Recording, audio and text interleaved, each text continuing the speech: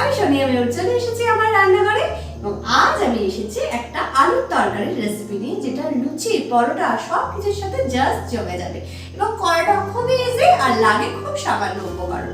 তাহলে চলো শুরু করব। কিন্তু তার আগে বলে রাখি পুরানো বন্ধুদের, তোমরা তোমাদের কাজ করতেই থাকো মানে লাইক শেয়ার কমেন্ট করতে থাকো।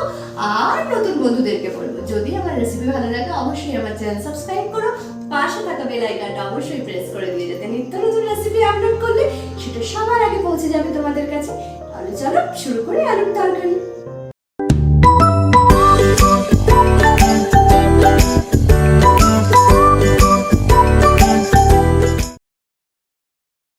আলুর তরকারি বানাবার জন্য যা যা উপকরণ লাগবে সেগুলো আগে তোমাদেরকে আমি দেখিয়ে।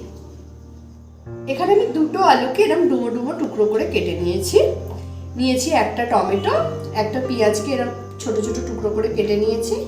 আর লাগবে কিছু গুঁড়ো মশলা। 2 চামচ মতো সাদা তেল দিয়ে দিলাম 1 চামচ 5 ফোড়ন,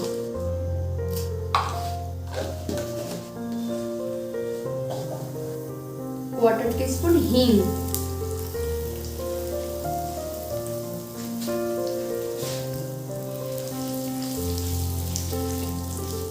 30 থেকে 40 সেকেন্ড সময় ধরে একটু ফ্রাই করে নিয়ে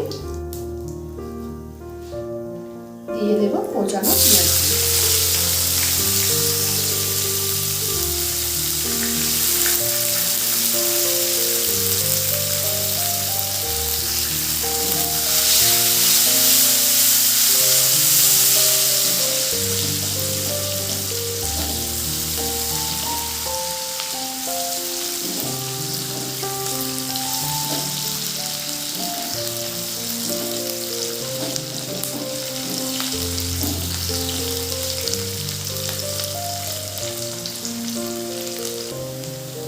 দিয়ে দেব টমেটো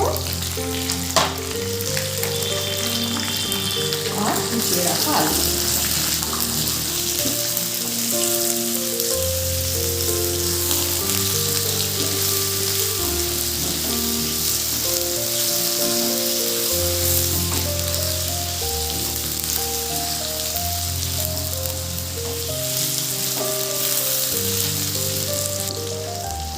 দিয়ে দেব পরিমাণ মতো নুন,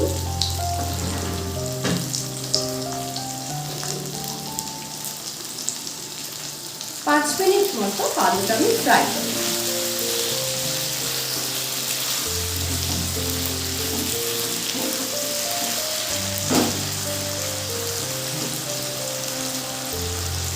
দিয়ে আলুটা চাপা দেব।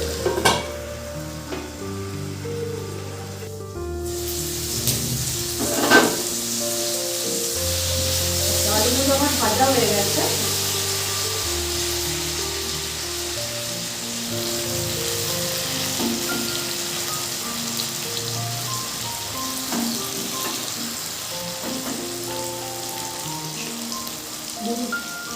এবারে পুরো মশলাগুলো দিয়ে দেবো। দিয়ে দিলাম 1/2 চামচ হলুদ গুঁড়ো, 1 চামচ লঙ্কার গুঁড়ো। তোমরা ঝালটা তোমাদের টেস্ট অনুযায়ী দেবে।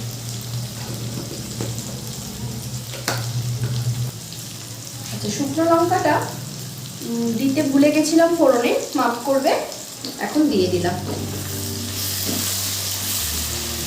দিয়ে সমস্ত উপকরণ খুব ভালোভাবে কষিয়ে নিয়ে এবারে জল দিয়ে দেবো।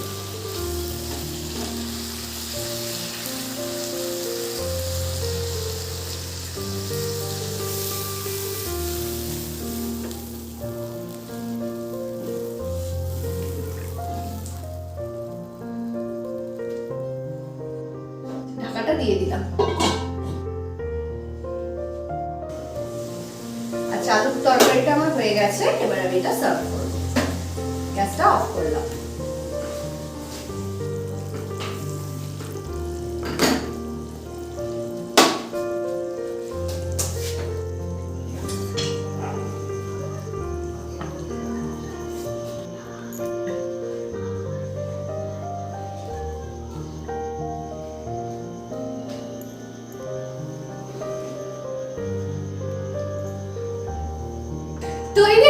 আমার ঝাল ঝাল আলুর তরকারি।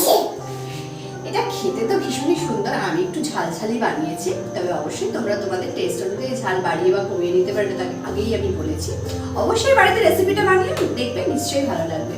আজকে এই পর্যন্ত, আবারও দেখা হবে কালকে, থাকবে অনেক আড্ডা, অনেক মজা। তার আগে নতুন বন্ধুদেরকে বলবো, এখনো কি আমার চ্যানেল সাবস্ক্রাইব করেছো না করোনি, চটপট করো, চটপট করো, সময় নষ্ট করো, চটপট করো।